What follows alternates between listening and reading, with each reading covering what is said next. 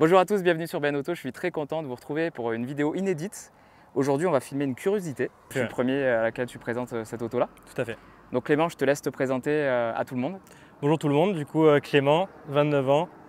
C'est moi qui ai fait cette magnifique mini beach avec ma société RT Motorsports à Cassis, avec mon associé Roméo et notre employé Sam qui a participé grandement à la fabrication de cette voiture. Alors explique-nous un petit peu de quoi ça part. Déjà l'historique, parce qu'en fait c'est une réplique. Le modèle original, qu'est-ce qui s'est passé? C'est la British Motor Company, j'ai entendu dire, qui avait fait Voilà. 14 exemplaires, c'est ça? De Tout base. à fait. Alors BMC à l'époque, dans les années 60, ont voulu concurrencer Fiat. Ouais. Ils ont fait la Fiat 500 Joli et les Fiat 600 Joli aussi. Et du coup, Mini a décidé pour le marché américain, Ah, c'était pour le marché américain? voilà, de concurrencer. Du coup, ils ont fait ce petit modèle. Ils ont fait exactement 15 exemplaires, enfin 14 exactement, 14, ouais. et un dernier pour la reine d'Angleterre. Ok, et ces voitures, elles sont devenues quoi? Parce que c'est la première fois que j'entends parler de cette histoire. D'ailleurs, je tiens à faire un petit bisou à Charles qui nous a mis en relation. Tout à fait. Et quand j'ai vu la voiture, j'ai dit oh, mais ça sort d'où en fait? Et du coup, j'ai lu le post avec l'historique que tu expliquais. C'est ça. Et en fait, je connaissais pas du tout ce modèle-là. Non, il est très méconnu des connaisseurs. Et du coup, il reste des exemplaires il originaux? Il en reste. Alors, je ne sais pas combien il en reste exactement, c'est difficile de savoir combien il en reste. Mais il doit en rester une petite dizaine peut-être encore sûrement restaurée en circulation. Je sais qu'il y en a une originale du coup vers Saint-Tropez, Cannes. Ah, on en a une en France. Il y en a une en France. Okay. Et après la plupart elles sont en Amérique. Ouais. Et je suppose que bon, ça a dû être fait début des années 60, parce que je vois les petits feux, tout ça. Oui, elles ont été faites donc les 15 ont été faits de 61 à 64 exactement. Et c'est la Minimoc, je crois, qui a fait en sorte que. Et après, du coup, ils ont sorti la Minimoc parce que du coup, en fait, je pense qu'elle devait être assez chère à concevoir cette voiture comparée à une Minimoc. Ouais. Et l'avantage de la Minimoc, c'est qu'elle était cabriolet. Ouais. Donc alors là, que voilà. Celle-là, elle a un toit. Comparé à la 500 ou 600 Joli, je crois qu'elles ont une genre de tablette en osier en haut qui est. Non, c'est aussi cabriolet. C'est aussi cabriolet. Ouais. D'accord. C'est cabriolet. Écoute, Clément, ce qu'on va faire, on va un peu parler de la construction de la voiture, on va faire le tour ensemble. Hein. Et puis, je pense que ça va être hyper intéressant parce que c'est parfait. Voilà, la voiture, elle est neuve, donc je suis très excité de vous présenter ça aujourd'hui. Elle a que 3 semaines, elle sort tout juste des ateliers. Elle a juste 3 semaines là? Elle a juste 3 semaines, on est super fiers, on a eu que des bons retours et c'est notre vitrine pour notre garage et pour qu'on arrive à grimper et à faire marcher notre société, quoi. Bon bah écoute, allez, on en parle tout de suite, c'est parti. Alors Clément, explique-nous un petit peu de quoi est partie l'idée de reproduire cette Mini chez vous en fait dans vos ateliers. Alors moi, mon associé Roméo, il est passionné de Mini Austin depuis l'adolescence, on va dire. Ouais. Et ça a été une de ses premières voitures, une Mini. Ok. Voilà, des années 80, je ne sais pas trop exactement. Et un jour, il est tombé sur un journal ou sur Internet par rapport à cette fameuse petite Mini Beach. Et il s'était dit, ah mais un jour, si je peux, je m'en ferai une. Parce qu'il avait adoré le concept, quoi. Et après 3 ans passés dans notre atelier à Cassis, on s'est dit bon, maintenant on a pris un peu d'expérience, on va en construire une pour déjà pour se faire plus connaître dans notre secteur. Ok. Et ça va sortir du lot, quoi. C'est très malin en tout cas. C'est très malin. Donc, d'ailleurs, ça m'étonne, tu vois, qu'il n'y ait personne qui ait eu l'idée avant vous en fait. Ben non, écoute, en tout cas en France, de ce que je sais, en France non. Après à l'étranger, je sais pas trop, mais je sais qu'en France. Je pense qu'on l'aurait vu passer s'il y en avait une qui était sortie, à mon avis. Et vous, la voiture, là, la base, c'est quoi de base cette Mini-là? Quelle année, quel moteur? Voilà, à la base, c'est une Mini des années 80 à peu près. D'accord. Avec un moteur 1000, un classique, c'est les plus courants. Les plus répandus, ouais. Voilà, c'est les plus répandus. Mais les vrais Austin Mini Beach étaient en 850. Ok, d'accord. Voilà. Tu vas nous expliquer un petit peu ce qui a été fait en travail de carrosserie sur la voiture, parce que en fait, il n'y a pas eu de rallongement, d'empattement ou quoi. On part sur une caisse qui est déjà bien, et en fait, déjà, elle a été vieillie, du coup. Oui. Et ensuite, on va aller sur le côté, c'est là où il y a que la plupart des modifications, je pense. Oui. Comment vous avez fait, du coup, je suppose qu'il n'y a pas de plan d'époque. Donc la plus grande modification, comme vous pouvez le voir, c'est vraiment l'ouverture. L'ouverture et les latéraux, quoi, on va dire. Tout ce qu'on a fait, ce que j'ai fait, c'est cette forme-là, donc qui est typique à l'Austin Mini Beach, que j'ai réussi à refaire grâce à des photos d'époque et à Internet, on va dire. D'accord. Et donc à reprendre via un logiciel 3D tout le côté, grâce à des photos superposées, en travaillant au millimètre, pour avoir exactement la même forme sur la nôtre, à l'identique, que ça soit donc le latéral, Et aussi les barres chromées que vous pouvez voir qui ont été faites aussi sur mesure en respectant vraiment les angles de chaque ouverture de tube, que ce soit la poignée arrière, la poignée avant. Et ensuite, toutes les photos qu'on a pu trouver concernant tous les petits détails, le volant, la colonne, le pédalier. Ah, c'est génial ça. Il a fallu aussi réfléchir par rapport à la solidité de la caisse. Vous avez rajouté des renforts? Donc à l'intérieur, il y a une poutre sur mesure qui a été faite aussi.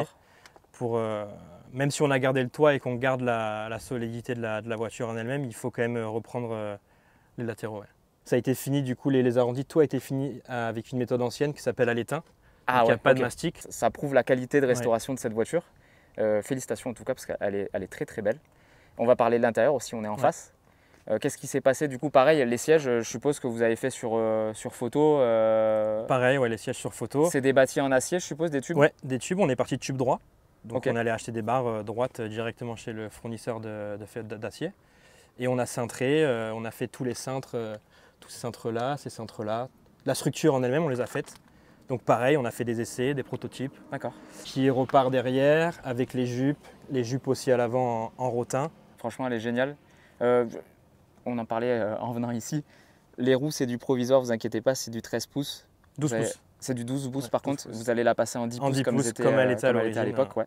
Voilà. Après, ça me choque pas plus que ça comme ça, mais c'est vrai que plus je la regarde et plus je trouve les roues grosses par rapport en fait à la voiture avec les petits feux et tout. C'est pour les puristes vont soulever ce détail par rapport aux 10 pouces, mais en 12 pouces ça va aussi, c'est juste que c'est une question de style. Après, c'est aussi que ça freine mieux aussi parce qu'on a un freinage qui est un peu plus important à l'avant.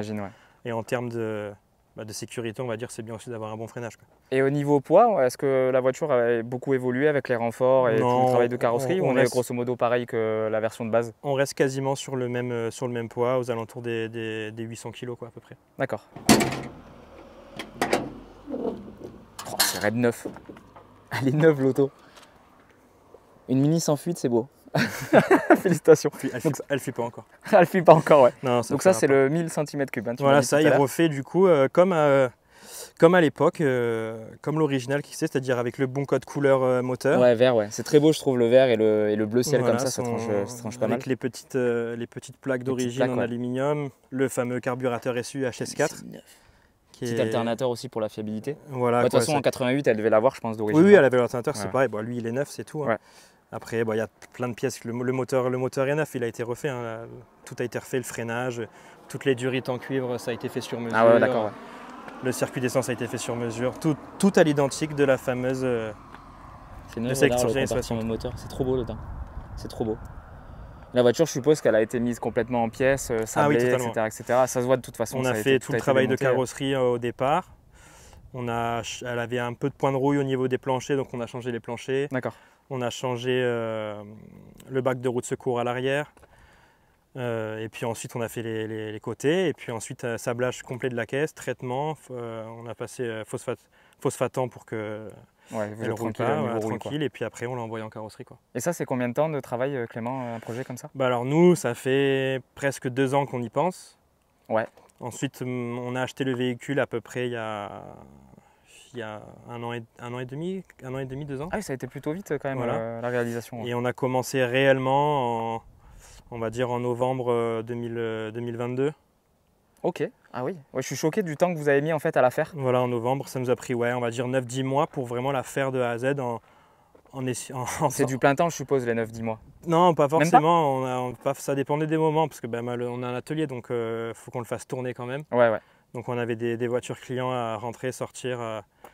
On n'avait pas le choix, donc on a fait ça un peu à temps perdu, les week-ends, quand on avait le temps, le soir tard, voilà. D'accord. Après, à savoir que par exemple que nous, on a fait dans les moindres détails. Par exemple, la couleur, c'est un smoke grey. Donc c'est les râles d'époque en plus. Voilà, c'est le râle d'époque, smoke grey. Ouais. Le toit, c'est un snowberry white. Ok. Assorti aux jantes, du coup? Assorti, c'est pareil, les jantes, c'est un snowberry white. Et donc tout est le râle, c'est exactement le même, tout est pareil. Donc là, en vrai, mis à part les jantes en 12 pouces, tu mets l'original à côté, on ne peut pas faire la différenciation de la vraie et de la fausse? Non, c'est difficile. Peut-être les sièges avec un tissage peut-être différent, mais sinon non, la forme, c'est exactement la même. Mais par exemple, il y a quelques pièces pour les M15 qui sont maintenant assez difficiles à trouver. Donc on peut commencer par le volant. Donc ça, c'est un volant d'MK1. C'est de la bakélite? Ouais, c'est de la bakélite. J'adore cette matière là. Donc c'est des volants qui sont assez durs à trouver, il faut assez chiner et puis quand on le trouve en général dans un état Lamentable. ouais, lamentable, donc lui il a été repeint, verni, poli. Ce genre de pièces, Clément, ça se fait pas en reproduction, je Non, suppose. ces volants non, ils sont pas en production.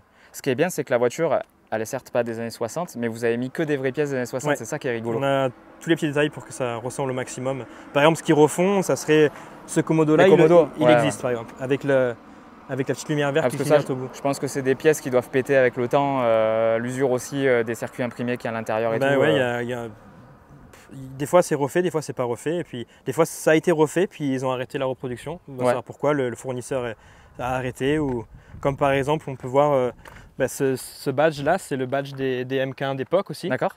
Austin. Et ça, du coup, c'est pas refait non plus. Il a été refait, Il a été refait. et ça fait 5 ans qu'il n'est plus refait. C'est bizarre quand même, parce qu'il y a quand même beaucoup de gens qui restaurent des Mini des années 60 en permanence et tout. Ils ont beaucoup de mal à trouver ce badge. Par exemple, moi j'ai eu beaucoup de mal, je l'ai trouvé en Malaisie pour quand même une certaine somme. Donc celui-là, c'est un original en plus. Lui, c'est un original en plus. Ok. Donc on retrouve le cerclage chromé autour, qui est encore disponible, mais l'intérieur est plus disponible. Je trouve ça trop beau, quoi. Qui est en relief avec... Le truc a plus de 50 ans, quoi. Il est red neuf, quoi. Ouais, il avait été stocké extrêmement bien. C'est beau. C'est très, très difficile à trouver. C'est aussi un gage en plus de la qualité de l'auto, parce que vous faire chier à mettre des pièces comme ça... Mais en fait, c'est ce qui fait la voiture. Puis il y a les badges un peu plus modernes, mais quand on referme le capot, c'est ce qu'on voit le plus, quoi. Ce fameux petit Austin noir avec le contour chromé, c'est super beau. Cette petite face avant, là, tu vois, avec la calandre chromée, les petites moustaches et tout, je trouve ça. C'est pareil, c'est la calandre des MK1 aussi, enfin certaines MK1, avec les moustaches, bien sûr. Qui s'arrêtent sur les côtés, là, d'ailleurs, dans les angles d'ailes, ouais. C'est trop beau. Après, il y a aussi, du coup, à l'arrière. Ouais, bah vas-y, je te suis. Par exemple, les caractéristiques typiques des MK1, c'est les petits feux, par exemple. C'est ce qui fait l'arrière, je trouve, de ces Mini première génération, les tout petits feux comme ça. C'était 67 ou 68, je crois, qu'ils sont passés avec les gros feux, il me semble. C'est ça, dans les années 70. C'est beaucoup moins joli d'abord. Et après, par exemple, celle-là, donc pareil, ça, c'est une malle de MK1, donc ce qui est aussi très difficile à trouver avec on va dire la plaque amovible. La forme. Du coup, quand tu ouvres le coffre, on voit toujours le numéro de plaque. C'est ça. Et alors, en fait, ils ont fait cette malle assez spécifique. Où elle est trop délire, franchement. Elle est complètement fermée dedans. D'accord. Et ils avaient fait un système de plaques sur charnière avec l'éclairage de plaque. L'éclairage de plaque directement sous la plaque. Et comme ça, on pouvait rouler coffre ouvert avec nos valises posées sur la malle. Tu pouvais rouler comme ça, du coup? Ouais. Tu roulais comme ça, c'est pour ça qu'ils ont fait ça. Fallait pas avoir peur de perdre les bagages, mais... Pour que tu puisses rouler coffre ouvert avec la plaque sur charnière. Une horloge. On va mettre les ventrales quand même, j'ai trop peur de me faire éjecter. Eh ouais, t'as raison. J'allais quand même aller chercher la... Allez. C'est très perturbant de voir la route en fait sur les côtés. Et ouais. Du coup, les sièges ils sont quand même réglables ou ils sont sur glissière? Ils sont sur glissière, on a fait exprès justement. Pour que les utilisateurs puissent, suivant la taille de la personne, puissent rouler avec sans problème. Peut-être le reculer un peu d'ailleurs. Faut forcer un peu, ouais. Derrière ça, c'est posé sur la moquette directement comme une vraie Mini.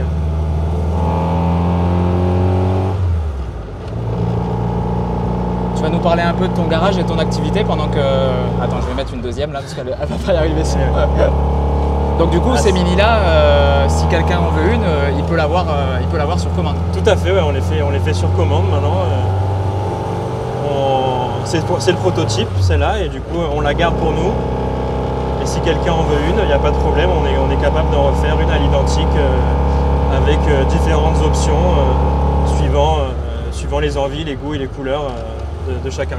D'accord. Et vous faites pas que ça, vous faites restauration, mécanique? Alors en règle générale, le garage il est fait pour faire de l'entretien, de la restauration, de la maintenance sur les véhicules de collection, les véhicules de prestige. Voilà. On fait tout, que ce soit réfection moteur, boîte de vitesse, châssis, train roulant.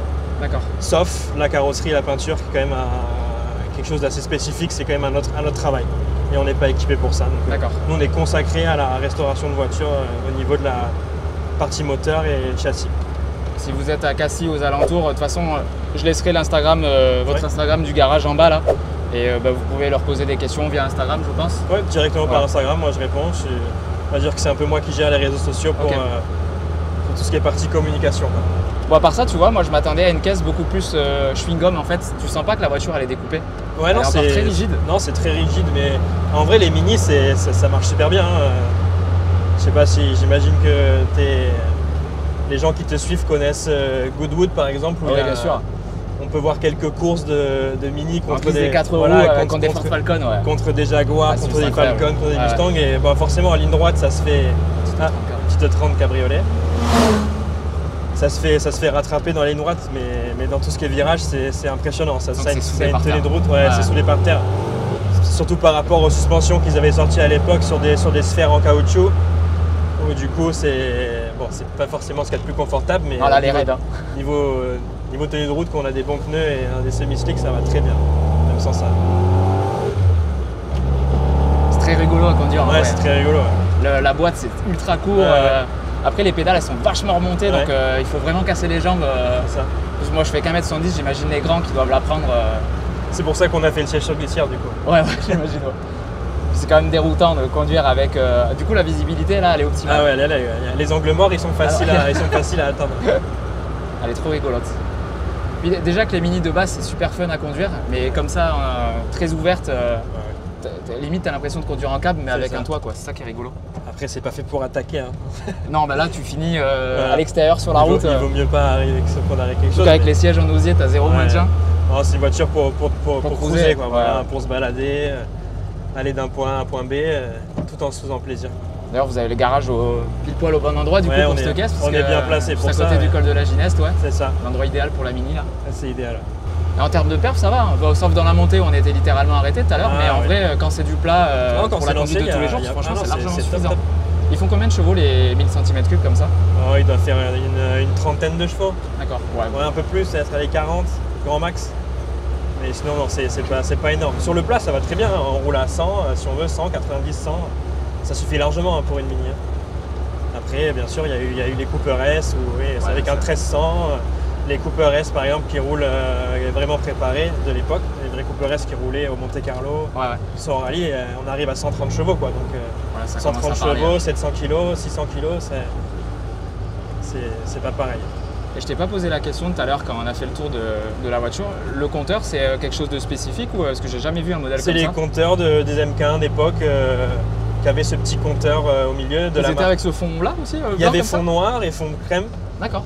Donc ça dépendait des modèles et de la teinte de la voiture, mais en général c'était plus souvent quand même fond noir de la marque Smith. Donc c'est une marque anglaise, donc assez connue, mais ils existent en refabrication. Ça c'est une refabrication.